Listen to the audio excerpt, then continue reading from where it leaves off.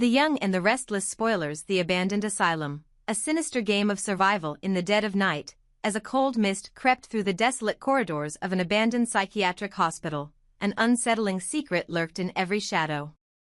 For many, this forsaken place had become synonymous with unspeakable horrors and lost souls.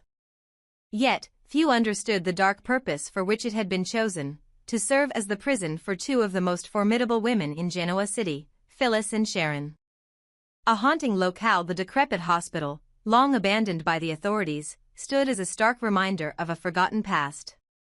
Its crumbling walls, stained by time and tragedy, held countless echoes of despair and agony. The peeling paint and shattered windows whispered secrets of a history marred by madness and violence. It was in this chilling environment that Phyllis and Sharon found themselves, imprisoned not by fate alone but by a deliberate, malevolent design. Rumors swirled among those who dared to speak of it. The abandoned asylum was not chosen by accident, but by the hand of a twisted mastermind who relished the chaos of despair.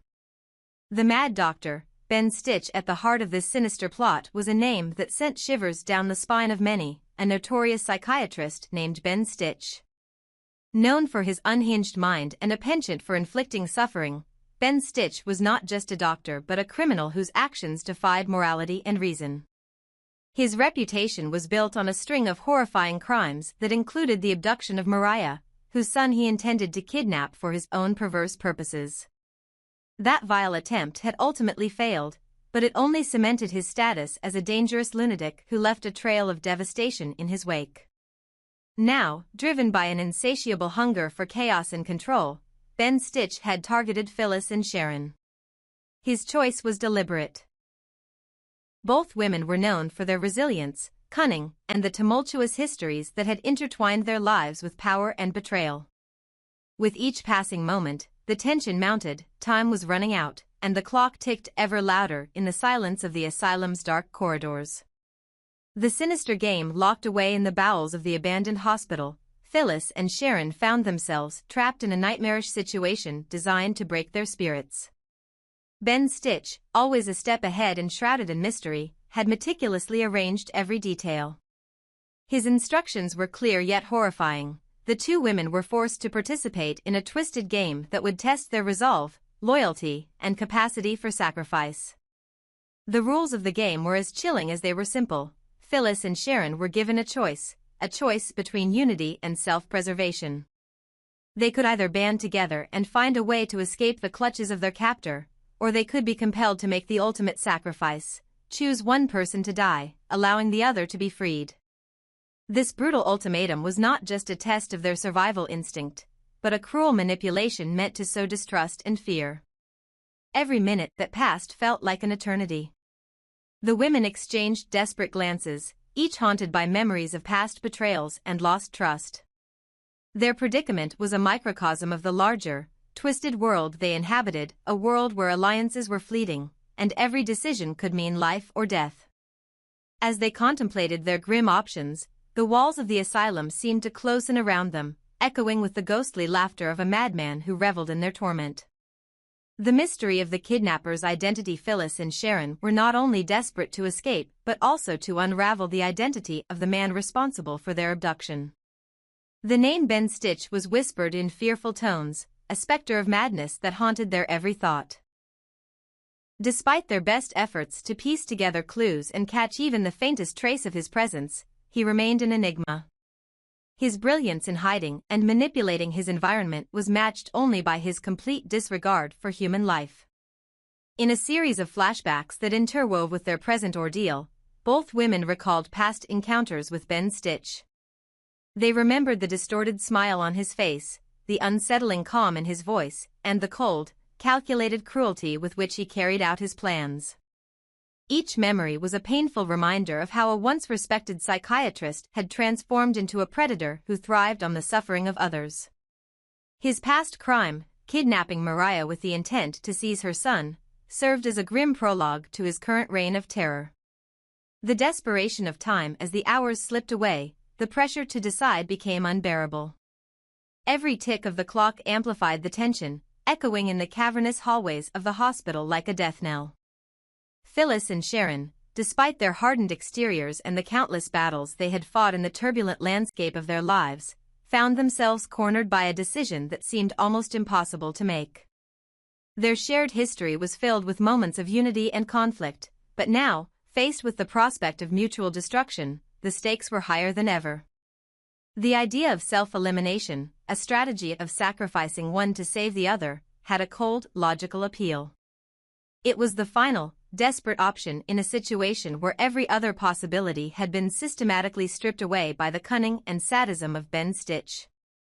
Yet, even as the notion of choosing one life over the other was considered, a deeper instinct for survival pushed them to search for an alternative. Could they find a way to outsmart a madman who seemed to have anticipated every move they might make? The fight for survival within the claustrophobic confines of the asylum, the two women began to plan their escape, pooling every ounce of strength, intelligence, and resolve they possessed. Their shared determination grew as they combed through the remnants of the hospital. Every locked door, every shadowy corridor, every hidden corner became a potential passage to freedom. Even as the dread of an imminent deadline loomed large, the spark of hope was not entirely extinguished.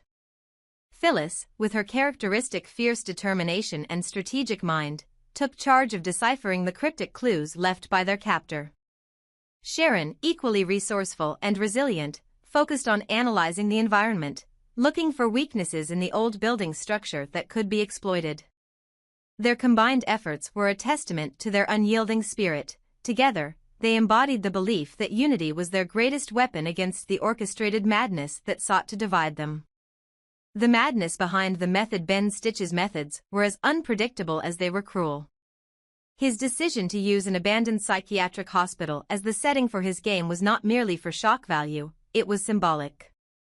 The hospital, with its tainted history of failed treatments and broken minds, was a perfect metaphor for the disintegration of sanity that he represented. In his eyes, Phyllis and Sharon were both pawns and prizes, destined to be caught in a spiral of despair from which there might be no escape. Every so often, a distorted voice would echo through the halls, a pre-recorded message or a sudden, in-person visitation that served as a grim reminder of their reality. These intermittent interruptions by Ben Stitch were calculated to unsettle them, to keep their minds in a constant state of hypervigilance and anxiety. His ability to appear and vanish without a trace only deepened the mystery surrounding him. The fear that he could be lurking just around the corner, watching their every move, was as real as the physical danger they faced.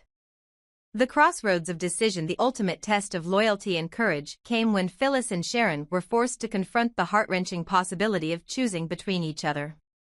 The decision was presented with a cold, bureaucratic precision that belied the underlying cruelty of the situation. Choose one, the captor's voice had commanded, and only the survivor will be set free. The words hung in the air like a death sentence, their implications sinking into every fiber of their being. In those agonizing moments, time seemed to slow down. The women weighed every possible outcome, memories of shared victories, the bonds forged through years of struggle, and the stark, brutal reality of their predicament. The thought of sacrificing one life for the other was repugnant, yet the inexorable logic of survival loomed large. It was a decision that went beyond mere choice. It was an existential dilemma, a reflection of the human condition when pushed to the brink of madness. A glimmer of hope amid the despair, a quiet determination began to blossom. Phyllis and Sharon, with every ounce of their collective will, decided that the path of unity, however fraught with peril, was their only chance. They would not allow the machinations of a deranged mind to pit them against one another. Instead, they resolved to work together, to decode every clue, and to uncover the true identity of the monster behind their suffering. Their journey through the labyrinthine halls of the asylum became a race against time, a test of wits and endurance that would either lead them to freedom or to an early grave. Every darkened corridor, every rusted door, and every shadow seemed imbued with the threat of Ben Stitch's return. Yet, with each step they took together, the bond between them strengthened, fueled by the shared determination to defy the fate that had been imposed upon them. The final confrontation, as the night wore on and the specter of doom grew ever closer, the tension reached a fever pitch. In a final, desperate bid to escape, Phyllis and Sharon uncovered a hidden passage that led to a forgotten wing of the hospital. The air was thick with dust and the scent of decay, but beyond the physical grime lay the promise of liberation. However, the discovery was bittersweet, for it confirmed what they had long suspected: Ben Stitch was orchestrating every move from the shadows, watching their progress, and waiting for the perfect moment to strike. In that final confrontation with the darkness of the asylum, Phyllis and Sharon knew that their fight was not just against an external enemy, but against the inner demons that threatened to overwhelm them. The game set forth by Ben Stitch was more than a test of survival, it was a crucible in which their very identities were being forged. Would they succumb to despair and turn on one another, or would they emerge stronger, united by the shared experience of confronting true madness? Epilogue: The aftermath of chaos. The abandoned psychiatric hospital, once a silent monument to lost hope, would forever bear the scars of that fateful night. The echoes of screams, whispered strategies, and the desperate pleas for mercy became part of its haunting legacy. Ben Stitch, the mad doctor whose brilliance was rivaled only by his cruelty, remained an elusive phantom, a reminder that evil can hide in the most unassuming of places, and that sometimes, the only way to defeat it is to face it head-on, together. Phyllis and Sharon's ordeal was a stark illustration of the human spirit's capacity to endure and overcome even the most twisted challenges. Their survival was not merely a testament to their individual strengths but to the power of unity in the face of overwhelming darkness. Though the memory of that night would linger like a scar, it also served as a beacon of hope, a reminder that even in the midst of chaos, the light of human resilience could never be truly extinguished. In the end, the abandoned asylum was not just a prison for the body, but a battleground for the soul. The harrowing game orchestrated by Ben Stitch, with its cruel ultimatum and relentless pace, forced Phyllis and Sharon to confront the very essence of what it meant to live, to trust, and to fight back against the inexorable pull of despair. Their story, etched in the annals of the asylum's dark history, would serve as a cautionary tale, a reminder that sometimes, the greatest enemy lies not in the madness around us, but in the darkness within. This chilling narrative reminds us that in a world where trust is a rare commodity and survival hinges on the strength of our unity, even the most carefully laid traps of a madman can be overcome. The abandoned psychiatric hospital, once a symbol of neglect and forgotten lives, became the stage for a dramatic struggle that pitted human resilience against calculated insanity. Phyllis and Sharon, through their unwavering determination and newfound solidarity, turned the tide against a man who thrived on fear, proving that even in the direst circumstances, hope and courage could light the way to freedom. In the dark corners of a city that thrived on secrets and whispered scandals, one name sent shivers down the spines of those who knew the truth: Ben Stitch. A deranged mastermind with a penchant for lurking in the shadows, Stitch was not merely a madman, he was an elusive specter who tracked and tormented his prey with a relentless precision. His modus operandi was simple yet chilling: hide in plain sight, observe, and strike when the moment was ripe. For Stitch, every life was a potential canvas for his warped artistry, and nothing thrilled him more than orchestrating chaos among those who believed themselves untouchable. A signal amid celebration as fate would have it, Abby and Devon, two beloved figures in the community, were on the brink of a new beginning. Their upcoming wedding was a symbol of hope, unity, and the promise of a future unburdened by the past. Yet, in a twisted irony, the happiness of the couple served as a beacon for Stitch's dark intentions. Recognizing the vulnerability that accompanied the jubilation of a wedding, Stitch set his malevolent plan in motion. In his cryptic way, he sent subtle yet unmistakable signals, messages hidden in the mundane, clues woven into the background, that warned Abby and Devon of an imminent danger. It was as if the mad doctor had decided that their blissful union would be the perfect stage for his latest display of terror. Phyllis, the unexpected accomplice amid the unfolding drama, Phyllis emerged as a figure of enigmatic complexity. Known for her fierce determination and a history of dancing on the razor's edge of morality, Phyllis found herself inexplicably drawn to the mystery surrounding Ben Stitch. There was a curious spark in her eyes, a blend of morbid fascination and a desire to test the limits of danger. When Stitch, in his twisted brilliance, issued his demands, Phyllis didn't recoil in fear. Instead, she embraced the challenge, agreeing to every condition laid out by the madman. Her willingness was not born of submission but rather a calculated gambit to infiltrate the mind of her captor and perhaps even manipulate the unfolding events to her advantage. Phyllis's behavior was as contradictory as it was deliberate. Outwardly, she feigned nonchalance by beating the drums, a metaphorical act of keeping rhythm with the madness, while inwardly, she was meticulously trying to deduce the identity of the puppeteer behind this nefarious plot. Was Stitch simply using her as a pawn, or had she, in her pursuit of the truth, unwittingly stepped into a trap laid by a genius of cruelty? Her every move was a calculated risk, designed to provoke Stitch into revealing a shred of his true intentions. The game of cat and mouse, the atmosphere around Abby and Devon's impending wedding was charged with an undercurrent of menace. Beneath the veneer of celebration, every guest, every family member, and every well-wisher felt a vague, unsettling sense that something was amiss. Unbeknownst to them, the signals sent by Stitch were slowly gathering momentum, orchestrating a silent alarm that threatened to shatter their dreams of happiness. It was a dangerous game, a cat-and-mouse pursuit, where the hunter lurked unseen, his eyes fixed on the vulnerable hearts of those ready to celebrate life's milestones. For Stitch, sending these signals was a calculated move. By targeting a high-profile event, he ensured that his message would not go unnoticed. The wedding, with its intricate blend of joy and chaos, became a perfect microcosm for his grand design. Each cryptic note, every seemingly innocuous act of sabotage, was part of a larger narrative intended to destabilize the couple's world. In his mind, the chaos would serve as both a warning and a distraction, drawing attention away from his own elusive presence. The question of a trap yet, a lingering question hovered in the minds of those who observed the unfolding events. Was Ben Stitch, the orchestrator of this sinister symphony, falling into his own trap? Phyllis, in her relentless pursuit of answers, began to suspect that there might be more to Stitch's game than mere random acts of terror.